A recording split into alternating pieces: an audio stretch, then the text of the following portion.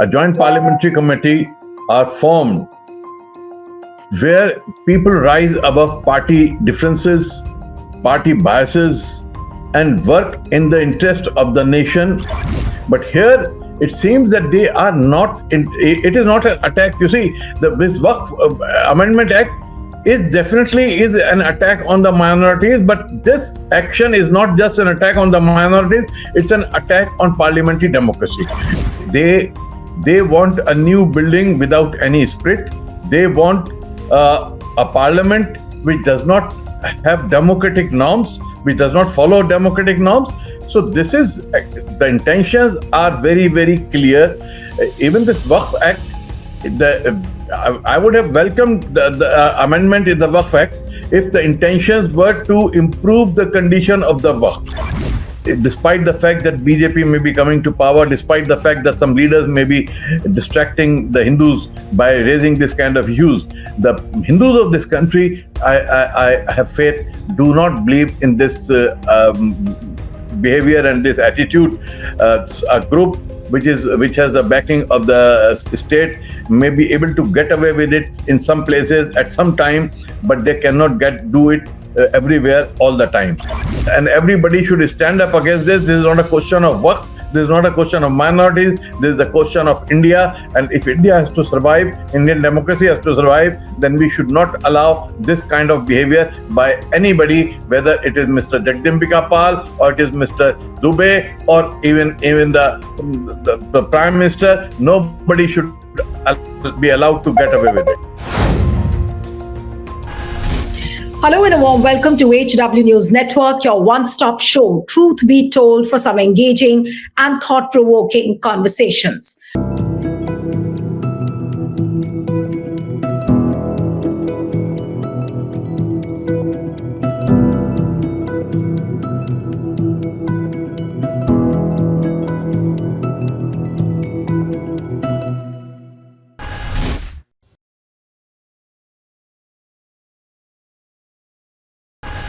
Now, what has happened today is something which is very, very unprecedented. As many as 10 opposition MPs were suspended from a meeting of the Joint Parliamentary Committee, which was formed on Waqf Amendment Bill, and this was after a caucus ensued in the House. Now, what happened? The suspended opposition MPs included Kalyan Banerjee, Mohammad Javed, A. Raja, Asaduddin Owaisi, Nasir Hussain, Mohibullah M. Abdullah, Arvind Sawant, Nadimul Haq, and Imran Masood. These were the MPs who were suspended. Now, if the JPC, if the MPs have been suspended from the JPC, it very clearly says that the chairman of the JPC was not ready to hear the voices of the opposition MPs. Nishikant Dubey was seen saying that the opposition MPs were trying to postpone the whole Waqf Amendment Bill because reportedly report is to be tabled during the budget session of the parliament. But there are two issues. One is, of course, the Waqf Amendment Bill and the intentions of the government that does it want to raise all the properties of the Muslims across the country. That is question number one. And second, what happens to the parliamentary democracy? If the MPs have to be suspended from joint parliamentary committee as well, then where do you really have the hope? Joining me now is veteran journalist, former Rajya Sabha MP, and also the chief editor of Nayi Duniya, Shahid Siddiqui, joining us this evening. So thank you so much for joining on HW News. How would you really look at this story where 10 MPs, opposition MPs, have been suspended from the JPC? You've been in Rajya Sabha. Have you ever heard that this kind of a ramrodding has happened ever in a JPC? Neelu, committees, especially a joint parliamentary committee, are formed where people rise above party differences, party biases, and work in the interest of the nation, come together, form a policy which is basically in the national interest, not in the interest of a party or especially of the ruling party. But here it seems that they are not. It is not an attack. You see, this Waqf Amendment Act is definitely is an attack on the minorities, but this action is not just an attack on the minorities, it's an attack on parliamentary democracy. It's an attack on the very basic norms of a parliamentary democracy, where the committees are, sacrosanct, where they are given respect by even the worst opponents of the opposition, or the most dictatorial prime ministers have surrendered to the consensus formed at these committees. So I am really shocked, I am surprised, and this I think is a dark day in the history of Indian parliamentary democracy. I think you rightly pointed out that it's a dark day in the history of parliamentary democracy, but we've all been covering parliament. And sir, whatever we've seen, and you've also seen for decades, that whenever a bill gets stuck, it is referred to a joint parliamentary committee so that more deliberation, more scrutiny can happen, and there can be a consensus on a particular bill or a legislation. But now here, rather than hearing the opposition views, if Jagdambika Pal, who was the chairman of the JPC, he decides to suspend the parliamentarians, and it's for a day. But what does this action really go to show? Does it show that parliamentary democracy is not something which Prime Minister Modi wants or Modi government wants? Parliament is not something which apparently Modi government wants. And do you really see this? You rightly said that this is the darkest chapter of the history of parliamentary democracy. But would you really see it as a nail in the coffin as well? It's very, very clear. Indications are very clear that they don't want a parliamentary democracy to function. Yes, they want a new building without any spirit. They want a parliament which does not have democratic norms, which does not follow democratic norms. So this is, the intentions are very, very clear. Even this Waqf Act, I would have welcomed the amendment in the Waqf Act if the intentions were to improve the condition of the Waqf. But here the intention is not to improve the condition. The intention is to grab all these properties, to show to their blind followers that we have shown the Muslims their place, to push them into a corner, one step after the other. Pushing the minorities into a corner is not a very healthy thing. It's not in the interest of India. It's not in the interest of Indian democracy, and this will lead to a very dangerous, a situation where confrontation will become the norm, and consensus will be thrown out of the window. So Parliament is all about forming a consensus, and when the consensus is not formed on the floor of the House, then the issues are referred to the committees, and JPC is formed for that very purpose. And even if they forget about the consensus, they are not even allowing the opposition parties to express their opinion. So this is totally curtailing curtailing democracy. This I think should not be acceptable, and everybody should stand up against this. This is not a question of Waqf. This is not a question of minorities. This is a question of India. And if India has to survive, Indian democracy has to survive, then we should not allow this kind of behavior by anybody, whether it is Mr. Jagdambika Pal or it is Mr. Dubey or even the Prime Minister. Nobody should be allowed to get away with it. Mr. Siddiqui, Kalyan Banerjee also said that, the agenda of the parliamentary committee meeting was changed at the last moment. And the other MPs, they were not prepared because the agenda got changed. Now, is this a logical statement which is made by the opposition MPs? Because whenever they come for a JPC, they need to prepare, and that's what Kalyan Banerjee says. And the conduct of Jagdambika Pal, what Banerjee has pointed out, is that he was almost behaving like a deputy prime minister or a deputy home minister. This was the attitude of Jagdambika Pal.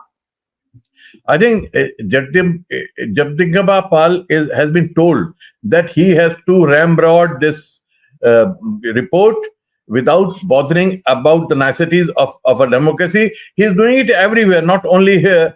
He has been meeting groups, Muslim groups. He has not allowed them to really express their opinion. He has been dictating to them. They have been calling groups who are not representative of the stakeholders here. Some fake groups are formed by few individuals who are invited, who are made to say what the government wants to to put into this report and this bill. So this is a very, very unfortunate situation, and I feel that the people of this country who really believe in a democracy, even those who are on the right side, those who believe in the policies of the BJP, should now say that enough is enough. They should stand up against this, because if that does not happen, then I feel that our democracy is in peril. It is in danger. Absolutely. Now let's talk about this Waqf bill per se. This Waqf Amendment Bill 2024, it basically seeks to introduce significant reforms in the management and regulation of Waqf properties across India. This is what they have said. Now, BJP leaders, if you talk to, they will say there was so much of corruption in the Waqf board properties, and which is why we really need to overhaul everything. But it's the same case. Like, look at the Vaishno Devi shrine, or for that matter, even the Tirupati Shrine Board. Now, all these are managed by the Hindus. But here, when you talk about the Waqf board properties, do you think that there is a blatant discrimination which is done against the Muslims, and the only intention is to make the Muslims feel that they are the second-class citizens in the country? Not only that, you see, Waqf is something which these are properties which were donated for last so many centuries by private individuals. They owned it and they donated it to the welfare of the people. So Waqf is something where you donate your property for the welfare. Now, in corruption does happen everywhere. Corruption is happening in Indian government. So should we do away with the government, or should we? And they are talking of reforms, but there are no reforms. What they are doing is they are making the DM, district magistrate, the final authority who will decide everything. Earlier, it was semi-judicial process which happened if there's a dispute. Now that everything is to be decided, and if there's a dispute, property will be taken over. So false disputes will be created. Secondly, they say that any property which is not registered will not be treated as Waqf. Now, registered means that you should have all the papers. Now, properties means, what are these properties? What are they talking about? These are mosques. These are graveyards. These are dargahs, which have been there for last 700, 800 years. I mean, the Nizamuddin Dargah is there for more than 700 years. Ajmer Sharif Dargah is for nearly 800 years. So who will provide all the documents and all the papers of what happened in 800 years back? And they can find any fault with any document, even if the documents are provided, those are in Persian, those are in ancient writings, they can find faults and then take over the property. So when people say property, it should be qualified, because by property, people think some wonderful buildings or something like that. It's not, it's mosques. Where Muslims are praying, it is the dargahs which they have been praying, which are not used for any individual purpose. So Waqf property, 70-80% is basically graveyards and mosques. They are not houses, or they are not buildings, or they are not anything else. And a large section of these Waqf properties are occupied by Government of India, by railways, who have never vacated them, never paid the rents, and even the rents which are paid are ancient rents which were decided 200 years back. I mean, a huge property in 5-10 acres in the midst of Calcutta, rent maybe 100 rupees or 50 rupees. So what is the money coming to the Waqf board? How can Waqf board has been paying the salary of the imams and other.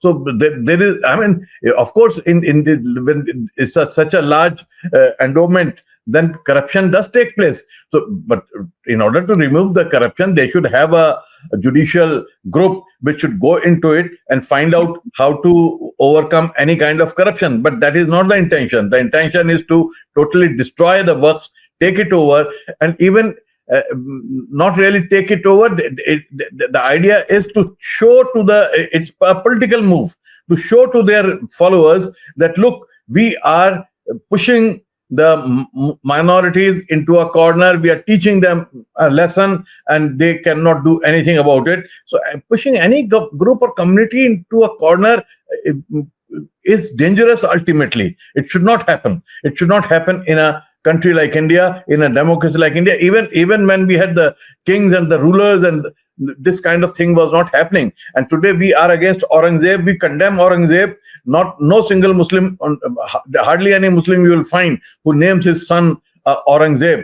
There you will find hundreds of Akbars and Jahangirs and Shahjahans, but hardly any Aurangzeb, because Aurangzeb was denounced by everybody because he was trying to push a religious group into a corner. He was trying to be dictatorial. So even a king was not allowed to be a dictatorial, not to get away with anything. Today in a democracy, you want to be dictatorial, you want to do away with all the principles and laws and system of justice, then that will not be tolerated by history. That will not be tolerated by Indians themselves, because Indians have never tolerated this kind of attitude by worst of kings, rajas and badshahs. But Mr. Siddiqui, the kind of reforms agenda which the BJP government is trying to push in as far as the Waqf properties are concerned, and if DMs have their way, when they'll ask for the documents, as you said, that 800 years old document, and how on earth would anybody produce? So what is it going to really end up as? Will all the dargahs, will all the mosques be bulldozed? And let's talk about it very clearly. If that looks like the intention of the government, and time and again Yogi Adityanath has spoken about it, nobody will be spared. All the Waqf properties have been illegally occupied. The kind of narrative which they are building, what is it going to really end like? What is your hunch? What is your fear? My fear is that in every village, in every town, we will have a huge dispute. A group will stand up which will try to occupy these properties, which will raise an issue, a controversy, and there'll be fights and there'll be thousands of symbols in the country, especially in Uttar Pradesh. So if the intention is to push the country into a dangerous situation, then of course they can go ahead with it. But if the intention is to have economy which we all want, a prosperous India, a 5 billion or 5 trillion or 10 trillion economy where everybody has jobs and prosperity, then this is not the way to go ahead. It is to destroy a society. It's to create a situation where peace cannot be peace in any corner of the country. You said a very significant thing, that there be many more sambhals in Uttar Pradesh. But why only Uttar Pradesh? Waqf properties are spread out throughout the country. And that's why precisely I asked you that, does it look like a situation where all the dargahs across the country, all the mosques, the properties of the Muslims, are they all going to be bulldozed by the government?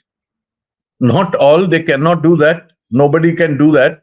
Even the most authoritarian kings with the power of life and death, who are law unto themselves, cannot do that in any part of the world, any time of history. So nobody should have this illusion that they can get away with. No, sir, they won't be able to.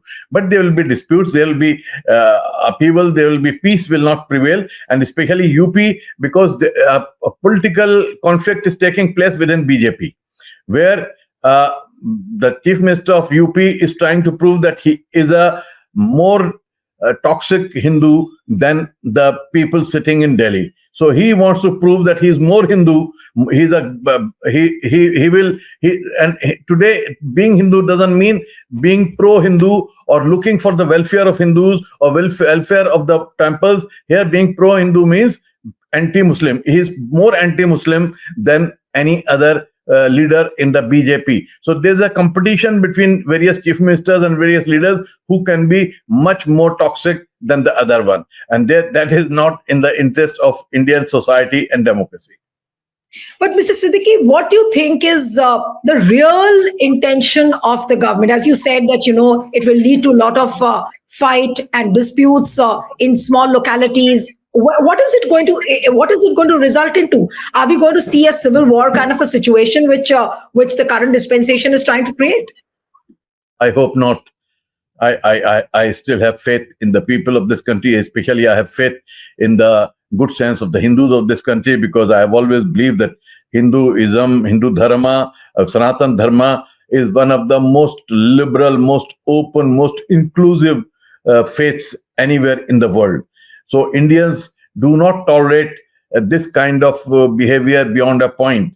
A survey was done recently by CSDS, and they found that 90% of the people in this country, when they were asked this question, that do they think that this country is only for Hindus and others should not have right, 90% said no, this country is not only for Hindus, this country is for everyone, and everybody should have equal rights in this country. So despite the fact that BJP may be coming to power, despite the fact that some leaders may be distracting the Hindus by raising this kind of issues, the Hindus of this country, I have faith, do not believe in this behavior and this attitude. A group which has the backing of the state may be able to get away with it in some places at some time, but they cannot do it everywhere all the time, and that will not be tolerated by the majority of this country. Forget about Muslims. Muslims are not in a position to fight back or stand up for their just rights, for their democratic rights, for their granted by the constitution of this country. But the people of this country will stand up and say that enough is enough. We will not tolerate this kind of discriminatory behavior beyond a point. But so I don't think India will have a civil war. India never had a civil war. India will never have a civil war. Right. So, Mr. Siddiqui, why do you think that the government is in a hurry? Is Delhi elections the major reason that why they want to push it fast? And there are reports saying that, they want to communalize the whole Delhi elections. Does that look like an intention of the government? Unfortunately, today, the whole system is geared up only for election after election after election. The system, the state machinery is not geared up to serve the nation, to build the nation. It's just there to hold elections. So everything they do, they breathe, they eat, they just do everything to win election after election, which they have been succeeding up till now. But I don't know how far they can go with this election winning spree and turn the whole nation into a huge electoral, jamboree. So it has become a circus where you can कोई एक नया करतब दिखा के तमाशा, you want to distract the people and get the clappings. In a circus, somebody jumping down and jumping up and some jokers moving around are able to hold the attention of the crowd for some time. But once you get out of the circus, you realize that it was just a circus. So I hope people get out of this circus and realize that this is just a circus and the country needs much more than a circus. Well, you use the word circus, and I'm coming to my last question, that talking about the parliamentary democracy, and repeatedly all the opposition MPs who were suspended today, they said that the chairman, Jagdambika Pal, was not ready to hear even a single point made by the opposition MPs. So now that brings me to the last question, that is JPC, which was supposed to be which was considered as a sacrosanct tool of parliamentary democracy, has JPC now reduced to a farce in the Modi government? Yes, that's exactly what I said at the very beginning, that this is an attack on parliamentary democracy. Because if you do not allow the opposition to have their say, if do not allow free and fair discussion in a JPC, then democracy does not exist. Then the JPC loses its very purpose, because the purpose of JPC is for people to have been part of so many committees. And when I was in a committee, I didn't follow my party line. Sometimes when I felt that what government was doing was right, I supported it. because in the parliamentary committee, we looked at the interest of the people. We worked together as a whole. We didn't work, in opposition to each other. Most of the parliamentary committee chairmen were from the ruling party, but there were so many parliamentary committees where the chairman person was from the opposition. But even that chairperson from the opposition worked in the interest of the government of the time, which was the interest of the country. So if the committees and the JPC cannot work rising above, in these interests, then the whole purpose of a system fails. Because in a parliament, these committees are extremely important. Real work takes place in the committees, not in the parliament. And if the committees cannot function, then the parliament cannot function, and the country cannot function. And therefore, we have a huge political crisis, constitutional crisis on our hands. Absolutely. Thank you so much, Mr. Thank you Siddiqui, for very joining HW News. Thank you, sir. Thank you so much. Thank you. Stay ahead with our cutting-edge news app. Instantly access the latest shorts in just 1 minute and breaking news in just 50 words. Download now for a smarter, faster news experience.